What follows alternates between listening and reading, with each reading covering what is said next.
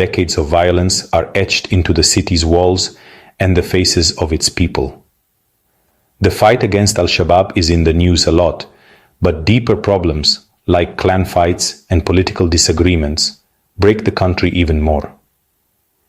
These struggles are not just headlines. They are daily realities that shape every decision and every hope. Clan loyalty, which used to bring people together, now causes violence over not having enough resources. Disputes over water, land, and power have turned neighbors into rivals, deepening old wounds. The main government and the regional states are stuck in a power struggle, leaving regular people caught in the middle. Political gridlock means that basic needs often go unmet, and hope for change feels distant. For Somalis, this isn't just news. It's how they live every day. A mother's fear, a farmer's lost crops, and the constant uncertainty that shadows daily life. A fisherman's stolen way to make money, as the sea that once provided now offers little, and livelihoods are threatened by instability and loss. War has ruined trust, making neighbors act like strangers and leaving behind a lot of hurt. Communities that once thrived together now struggle with suspicion and fear. But Somalia is more than just its problems. There is laughter in the streets, and children still find ways to play among the ruins. It's a land of poets, strong business people, and creative minds who dream of a better tomorrow, and smart women who lead their families, guide their communities, and inspire hope even in the darkest times. Hope keeps going. In busy markets where traders call out their wares, and in the small acts of kindness that hold society together. With teachers holding class under trees, determined to educate the next generation no matter the obstacles, and in families sharing the little they have, finding comfort in togetherness and resilience in unity. The Somali spirit is about staying alive, finding a way forward even when all paths seem blocked, and never losing sight of hope. When things are really bad, there's a strong refusal to give up. People help each other rebuild, comfort one another, and keep moving forward. This is the other side of Somalia's story, one of strength, hope, and the unbreakable will to survive and thrive. Over 4.7 million Somalis have been forced to leave their homes because of violence and dry weather. Entire communities are uprooted, carrying only what they can hold as they search for a place to survive. The journey is long and uncertain, with families often traveling for days across barren land, hoping to find safety. They run away with nothing, looking for safety in crowded camps on the edges of cities like Mogadishu and Baidoa. These camps are overflowing, and new arrivals join the lines every day, their faces marked by exhaustion and fear. For many, this is the only option left. These camps, made from leftover pieces, don't offer much protection from rain or sun. They are temporary homes that have become permanent. The shelters are fragile, barely holding together against harsh winds or heavy downpours, and families must constantly repair them just to get by. There's a huge need for help. More than 6 million people rely on aid, but there isn't enough, and the world isn't paying as much attention anymore. Food, water, and medicine are scarce, and aid workers struggle to reach everyone in need. Children born in these camps only know what it's like to be displaced. Their laughter is a fragile sound in the middle of hardship. They play among the tents, making games out of scraps, but their innocence is shadowed by uncertainty and loss. Parents are sad about their lost homes and worry about their children's future. They remember the lives they left behind and wonder if they will ever return, or if their children will ever know peace. Aid groups try hard to keep up, but their efforts are held back by not enough money and danger. Security risks and limited resources make every delivery a challenge, and the needs keep growing. For many, life is on hold, stuck between a home they can't go back to and a future they can't build. Days blur together as families wait, hoping for news, for change, for a chance to start again. The crisis isn't just numbers, it's millions of stolen childhoods and broken dreams. Each face in the camp tells a story of loss, resilience, and the hope that someday life will be different. Al-Shabaab still has a strong hold in rural Somalia, acting like a hidden government and making people follow strict rules. Daily life is shaped by fear. Farming, traveling, even getting water can be deadly. The group's violence never stops. Bombs that explode unexpectedly, suicide attacks, and attacks on regular people are meant to cause chaos and fear. Government soldiers, with help from other countries, have made some progress, but victories are fragile and often cost many innocent lives. Airstrikes and counterattacks sometimes kill innocent people, making the tragedy even worse. Under Al-Shabaab, music, sports, and even school are not allowed. Punishments are very harsh. But small acts of going against them still happen.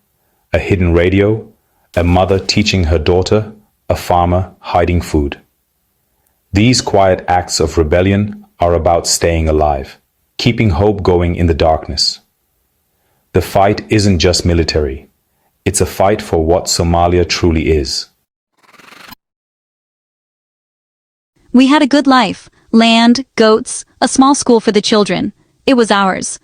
Every day, I watched my children grow strong and happy, learning and playing under the sun. Our home was filled with laughter and hope for the future. Fatima, a mother of 6, now sits outside a tent in a displacement camp, her face showing her loss. The memories of her old life linger, but the reality she faces now is harsh and uncertain. One night, fighting reached her village. The sound of gunfire shattered the silence, and fear swept through every home. They ran away with nothing, their world burning behind them. Everything they had built was left behind in the chaos. Her husband looks for work, often coming back with nothing. Each day is a struggle to find even the smallest way to provide for their family. My youngest is always sick.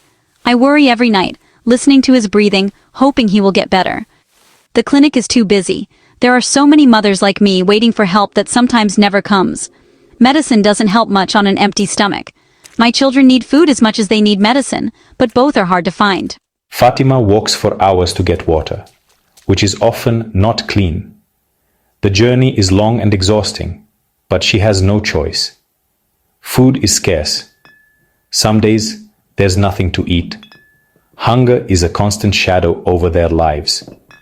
She's seen people suffer from not enough food and death up close, fearing for her own children. The pain of watching her children go hungry is unbearable. You feel helpless. Every day, I wonder if I am doing enough, if I can keep my children safe. A mother should protect her children, but here, you can do nothing. The feeling of powerlessness is overwhelming. Still, Fatima holds on to hope. Even in the darkest moments, she refuses to let despair win. She tells her children stories of their village, dreams of going back, and prays for peace. These stories keep their memories alive and give them strength. I want my children to know a life without fear, to dream beyond just staying alive. I want them to believe in a future where they can thrive. Fatima's story is Somalia's, facing hardship but refusing to give up. Her courage is echoed in the faces of many mothers across the country. Her hope is a quiet act of going against despair. Every day, she chooses to keep going for her children and for herself. In her strength, the spirit of a nation lives on. Fatima's resilience is a testament to the enduring hope of Somali mothers everywhere. For millions, humanitarian aid is like a lifeline. But in 2025, it's being cut off. Fighting blocks supply routes. Aid convoys are attacked or delayed by endless checkpoints and demands for money. Aid workers risk their lives, trying to get through ruined roads and difficult rules. Delays are deadly. Children who don't have enough food can't wait weeks for food or clean water. Al-Shabaab bans or steals aid in areas they control, using hunger as a weapon to force people to be loyal to them. The blockade is a silent killer, taking lives far from the front lines. Aid groups struggle to reach those who need help, their efforts stopped by violence and corruption. For families waiting for help, hope fades with each passing day. Using hunger as a weapon is a cruel tactic in a war that doesn't care much about human life. Underneath the war with Al-Shabaab, clan conflicts are still burning. Old problems made worse by dry weather, not enough resources, and a lack of trust. Fights over wells or land for animals quickly get bigger, with armed groups defending what they claim with force. Traditional elders used to help make peace, but years of war have made their power weaker. Now, younger armed group leaders prefer violence over talking things out, and even peace helpers are targeted. Fights between clans stop farming, force thousands of people to leave their homes, and create chances for extreme groups to take advantage. Al-Shabaab often gets involved in these fights, gaining new members and power. The government, busy with its own battles, has failed to deal with these local conflicts. In many places, the only rule is that the strongest person wins. While war is happening, Somalia's leaders are stuck in political fights. The main government against regional states, power struggles stopping progress, disagreements over the country's main rules and who controls resources have led to a standstill, hurting efforts against Al-Shabaab and delaying important changes. Regional leaders are afraid of going back to a government where all power is in one place, while the public loses faith in politicians who care more about power than people. The lack of unity makes military campaigns weaker and makes international relations more complicated. African Union soldiers leaving and disagreements with neighboring countries add to the instability. For regular Somalis, political arguments mean fewer services, less safety, and more despair. Resources are wasted on arguing instead of rebuilding. The broken state of politics is both a sign and a cause of Somalia's crisis. In the middle of chaos, Somali women are a force for hope and getting better. In villages and camps, women lead, rebuilding schools, running clinics, organizing food programs, and creating safe places. Their efforts from the ground up fill the empty space left by a failing government. Women also bridge clan differences, using family connections to help make peace and encourage talking. They organize meetings, bring elders together, and ask for people to make up. Their work is dangerous, threatened by extreme groups and sometimes their own communities. Yet, they keep going, driven by responsibility and hope for the next generation. Somali women carry the heaviest burdens, but also lead the way out of darkness. Their bravery is a sign of the nation's lasting strength. Somalia in 2025 is caught between a painful past and an uncertain future. Fighting, people being forced from their homes, and hunger are part of daily life. Yet, hope keeps going. Not foolish, but strong and practical. It's the hope of mothers like Fatima, of volunteers risking everything to deliver aid, of women rebuilding schools from broken pieces. This hope is active, a daily choice to build, connect, and fight against despair.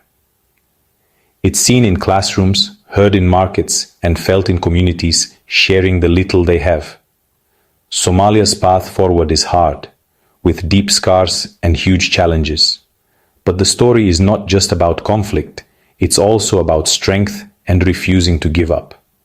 The future will be shaped not by warlords, but by the quiet courage of regular citizens.